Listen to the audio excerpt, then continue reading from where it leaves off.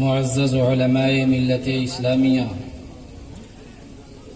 بزرگوں، دوستوں، عزیز ساتھیوں، پردہ نشین خواتین اسلام، السلام علیکم ورحمۃ اللہ تعالی وبرکاتہ۔ وعلیکم السلام ورحمۃ اللہ تعالی وبرکاتہ۔ الحمد للہ رب العالمین والعاقبۃ للمتقین، والصلاة والسلام على أشرف الأنبياء والمرسلين وعلى آله وأصحابه وأهل بيته وعلماء ملته وأولياء أمته أجمعين، أما بعد، فأعوذ بالله من الشيطان الرجيم، بسم الله الرحمن الرحيم۔ ألا إن أولياء الله لا خوف عليهم ولا هم يحزنون، صدق الله العظيم وصدق رسوله النبي الأمين الكريم، ونحن على ذلك لمن الشاهدين والشاكرين، والحمد لله رب العالمين۔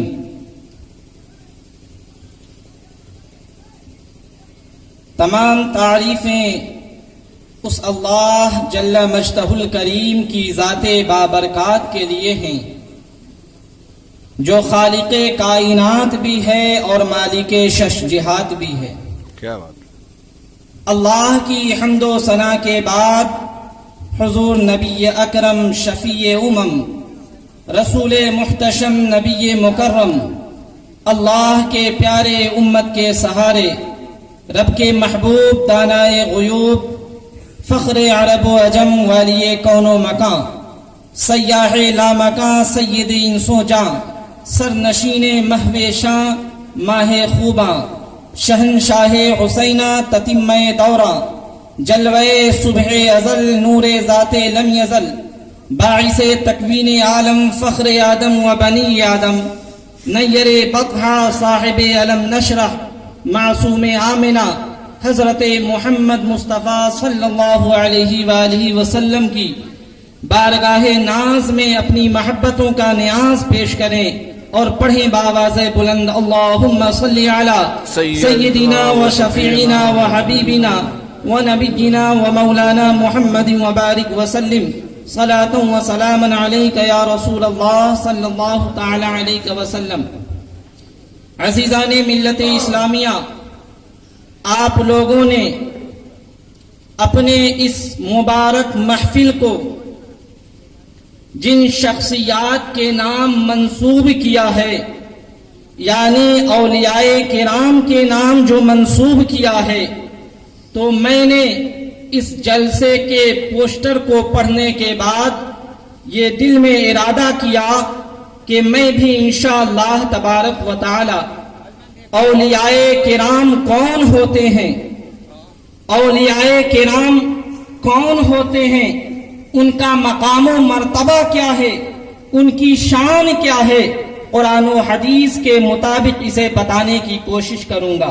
بے شک اللہ تبارک و تعالی قرآن مقدس کے اندر اولیاء کرام کی شان کو واضح کرتے ہوئے ارشاد فرماتا ہے، الا ان اولیاء اللہ لا خوف علیہم ولا هم یحزنون، خبردار، اللہ کے ولیوں کو نہ کسی چیز کا خوف ہے اور نہ ہی کسی چیز کا حزن و ملال اور غم ہے۔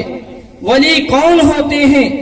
ولی وہ ہوتے ہیں جو تقوی کا سودا کر لیتے ہیں، ولی وہ ہوتے ہیں جو حب الہی کو اپنے دل میں بسا لیتے ہیں، ولی وہ ہوتے ہیں جو اپنا رخ دنیا سے ہٹا کر مولا کی طرف پھیر لیتے ہیں، ولی وہ ہوتے ہیں جو اللہ کی عبادت و ریاضت میں اپنی ذات کو فنا کر دیتے ہیں، ولی وہ ہوتے ہیں جن کے اندر تقوی ہوتا ہے، جن کے اندر طہارت ہوتی ہے، جن کے اندر نفس کی پاکیزگی ہوتی ہے، جن کے اندر پرہیزگاری ہوتی ہے، وہ ولی کہلاتے ہیں۔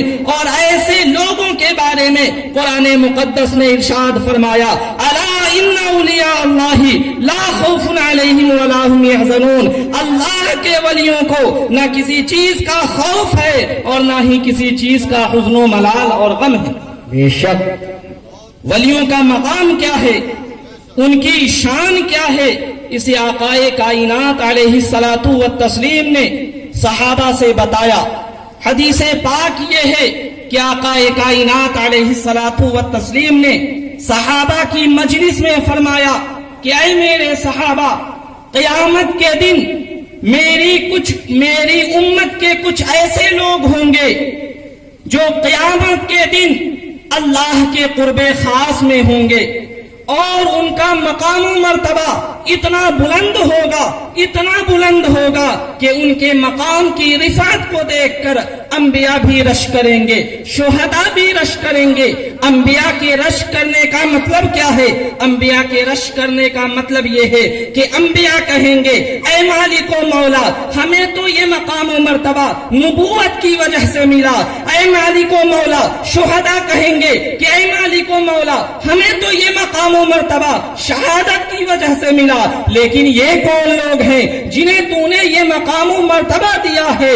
تو ایسے لوگوں کے بارے میں آقائے کائنات علیہ الصلاۃ والتسلیم نے ارشاد فرمایا کہ قیامت کے دن اللہ کے قرب خاص میں ہوں گے اور ان کے مقام و مرتبے کو دیکھ کر انبیاء بھی رشک کریں گے، شہداء بھی رشک کریں گے. ان کے چہرے 14ویں کے چاند کی طرح چمکیں گے. صحابہ کے دل میں شوق پیدا ہوا، جذبہ بیدار ہوا. ان لوگوں نے سوچا کہ یا رسول اللہ ان کی علامت کیا ہوگی؟ کہا یا رسول اللہ صلی اللہ علیہ وسلم ان کی پہچان کیا ہوگی؟ بتائیے نا. آقائے کائنات علیہ الصلاۃ والتسلیم نے ان ولیوں کی پہچان میں آیت مقدسہ کی تلاوت فرمائی، الا ان اولیاء اللہ لا خوف علیہم ولا هم يحزنون. یہ اللہ کے ولی ہوں گے جنہیں نہ قیامت کے دن کسی چیز کا خوف ہوگا، نہ کسی چیز کا حزن و ملال ہوگا. معلوم یہ ہوا کہ یہ اللہ کے ولی ہیں جن کا مقام و مرتبہ قیامت کے دن یہ ہوگا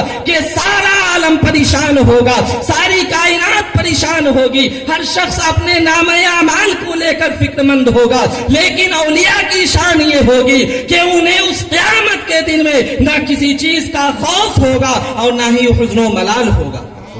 سبحان اللہ. یہ اولیاء کرام کی شان ہے. اولیاء کرام کی شان کو بتاتے ہوئے آقائے کائنات علیہ الصلاۃ والتسلیم نے ایک دوسری حدیث مبارکہ میں ارشاد فرمایا کہ میری امت کے 70,000 لوگوں کو اللہ تبارک و تعالی بغیر کسی حساب و کتاب کے جنت میں داخل فرما دے گا. اور وہ 70,000 لوگ کون ہیں؟ وہ 70,000 اولیاء کرام ہیں. اور ان 70,000 کا عالم یہ ہوگا کہ ہر 1000 کے ساتھ 70,000 ہوں گے، اور ہر 1000 کے ساتھ جو 70,000 ہوں گے یہ 70,000 ان اولیاء کرام کے مریدین ہوں گے، متوسلین ہوں گے، معتقدین ہوں گے، محبین ہوں گے، ان کے جاننے والے ہوں گے، ان کے ماننے والے ہوں گے، ان کو پہچاننے والے ہوں گے. اللہ تبارک و تعالی قیامت کے دن ارشاد فرمائے گا اے میرے اولیاء، آج بغیر حساب و کتاب کے جنت میں داخل ہو جاؤ. اولیاء کرام کہیں گے اے مالک و مولا، ہم کیسے جنت میں داخل ہو جائیں؟ وہ لوگ جہنم میں ہیں جو ہمارے ساتھ دنیا کے اندر نمازیں پڑھا کرتے تھے، جو دنیا میں ہم سے محبت رکھا کرتے تھے، جو دنیا کے اندر ہمارا ادب و احترام کیا کرتے تھے، جو دنیا کے اندر ہمارے ساتھ اٹھتے اور بیٹھتے تھے. ان کو چھوڑ کر ہم جنت میں کیسے داخل ہو جائیں؟ اللہ فرمائے گا تو تم کیا چاہتے ہو؟ اولیاء کرام عرض کریں گے کہ اے مالک و مولا، ہم چاہتے ہیں کہ اس وقت تک ہم جنت میں داخل نہیں ہوں گے جب تک کہ میرے مریدین سب کے سب جنت میں داخل نہ ہو جائے. اللہ ارشاد فرمائے گا کہ جاؤ جہنم سے اپنے محبین کو، اپنے مریدین کو، اپنے پہچاننے والوں کے ہاتھوں کو پکڑ کر جنت میں داخل کرو. اولیاء کرام جہنم سے اپنے مریدین کو پہچان کر ان کے ہاتھ پکڑ کر نکالیں گے اور جنت میں داخل کریں گے. اور اس وقت تک اولیاء کرام جنت میں داخل نہیں ہوں گے جب تک کہ ان کے سارے مریدین جنت میں نہیں جائیں. سبحان اللہ، سبحان اللہ. اولیاء کرام کی یہ شان ہوگی کہ وہ قیامت کے دن اس وقت تک جنت میں داخل نہیں ہوں گے، قدم نہیں رکھیں گے جب تک کہ اپنے مریدین کو جنت میں داخل نہیں فرما دیں گے۔ اولیاء کرام کی شان کیا ہے، اسے قرآن مقدس کے حوالے سے بھی پیش کرنے کی کوشش کرتا ہوں۔ اللہ تبارک و تعالی نے اولیاء کرام کے بارے میں سورۃ الکہف کے اندر ذکر فرمایا ہے کہ حضرت عیسیٰ علیہ السلام کے بعد اہل انجیل کی حالت ابتر اور خستہ ہو گئی، وہ بت پرستی کی طرف مائل ہو گئے۔ ان میں ایک ظالم بادشاہ تھا جس کا نام دقیانوس تھا، وہ لوگوں کو بت پرستی پر مجبور کیا کرتا تھا اور جو بت پرستی نہ کرتا اسے قتل کر دیتا۔ اسی شہر میں سے یعنی جہاں کا وہ بادشاہ تھا، اس کی سلطنت میں، اس کے شہر میں ایک شہر افسوس تھا، وہاں اللہ کے برگزیدہ بندے رہا کرتے تھے، وہاں اولیاء کرام رہا کرتے تھے، وہاں کچھ ایمان والے رہا کرتے تھے۔ ان لوگوں نے اپنے ایمان کی حفاظت کے لیے ظالم بادشاہ سے خوف کرتے ہوئے پہاڑ کی طرف گئے۔ جب پہاڑ کی طرف چلنے لگے تو ان کے پیچھے ایک کتا ہو گیا۔ ان لوگوں نے سوچا کہ اس کتے کو بھگا دوں، اس لیے کہ اگر یہ کتا ہمارے ساتھ غار تک پہنچا تو یہ رات میں بھوکے گا، اس کی آواز بادشاہ تک پہنچے گی اور اس کی ہماری خبر ہو جائے گی، وہ ہمیں گرفتار کر کے سزا دے گا۔ چنانچہ وہ اولیاء کرام جنہیں اصحاب کہف کہا جاتا ہے، انہوں نے ایک کنکر اٹھا کر کتے کو مارا تو کتے نے اپنے اگلے دونوں پاؤں کو اوپر اٹھا کر، جو اللہ نے اسے قوت گویائی دی تھی، اس سے کہا واللہ انی احب الاولیاء والصالحین، خدا کی قسم میں کتا تو ضرور ہوں لیکن اللہ کے ولیوں سے محبت کرتا ہوں، بندوں سے محبت کرتا ہوں۔ جب ایک کتے نے اللہ کے ولیوں کے مقام و مرتبہ کو سمجھ لیا، ان کا ادب و احترام کیا، ان کی صحبت میں رہنے کو، ان کی سنگت میں رہنے کو پسند کیا، تو اللہ تبارک و تعالیٰ کو اس کتے کی ادا اتنی پسند آ گئی کہ اس کتے کے بیٹھنے کی کیفیت کو اللہ تبارک و تعالیٰ نے اپنا موضوع کلام بنا لیا اور ارشاد فرمایا وَقَلْبُهُمْ بَاسِطٌ ذِرَاعِهِ بِالْوَسِيدِ، ان کا کتا تو ایسا کتا ہے کہ وہ ان کے غار کے دہانے پر اپنے بازوؤں کو پھیلائے ہوئے بیٹھا۔ سبحان اللہ۔ تو یہ کتے کا مقام یہ ہے کہ جب اس نے اللہ کے ولیوں سے محبت کی تو اللہ تبارک و تعالی نے اس کے بیٹھنے کی کیفیت کو اپنے کلام کا موضوع سخن بنا لیا اور ارشاد فرمایا وَقَلْبُهُمْ بَاسِطٌ ذِرَاعِهِ بِالْوَسِيدِ، کہ ان کا کتا تو ایسا کتا ہے کہ ان کے غار کے دہانے پر اپنے بازوؤں کو پھیلائے ہوئے بیٹھا ہے۔ جب ایک کتے کو دیکھیے جس نے اولیاء کرام کے مقام و مرتبے کو سمجھا، ان کا ادب و احترام کیا، ان کی سنگت میں رہنے کو پسند کیا، تو وہ اتنا معزز ہو گیا کہ اللہ نے اسے اپنے کلام کا موضوع بنا لیا۔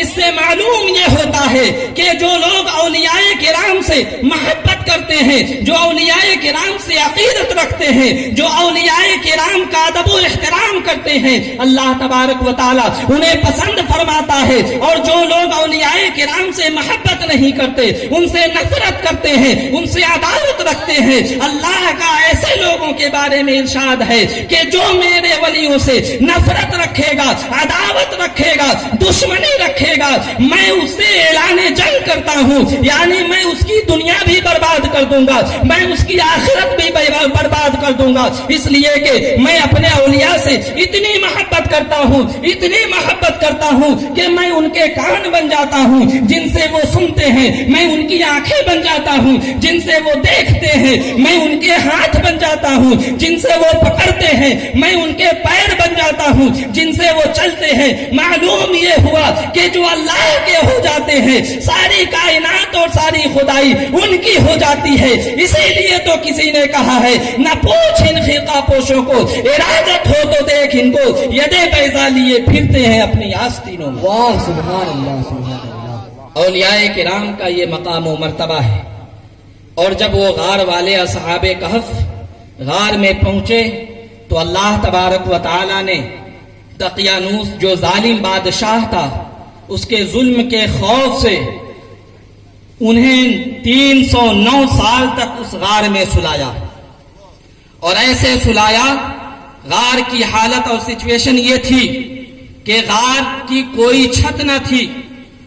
اگر دھوپ ہوتی تو دھوپ بھی پڑتی، لیکن اولیاء کرام کی محبت میں اللہ تبارک و تعالی نے سورج جیسے عظیم ستارے کو حکم دیا کہ تو میرے اولیاء کرام کی محبت میں، تو میرے اولیاء کرام کے ادب و احترام میں اپنی روشنی ان کے اوپر نہیں ڈالے گا، اس لیے کہ وہ آرام فرما رہے ہیں. تمہاری روشنی سے، تمہارے کرن سے انہیں تکلیف ہو سکتی ہے، ان کے نیند میں خلل پڑ سکتا ہے. اس لیے اللہ تبارک و تعالی نے سورج کے لیے جو ہزاروں سال بلکہ کروڑوں سال سے جو دستور بنایا تھا کہ پورب سے نکلنا ہے اور سیدھا پچھم میں جا کر ڈوبنا ہے، لیکن اللہ کے ولی اس غار میں جب 309 سال تک سوتے رہے تو اللہ تبارک و تعالی نے ان کے نیند میں خلل نہ پڑے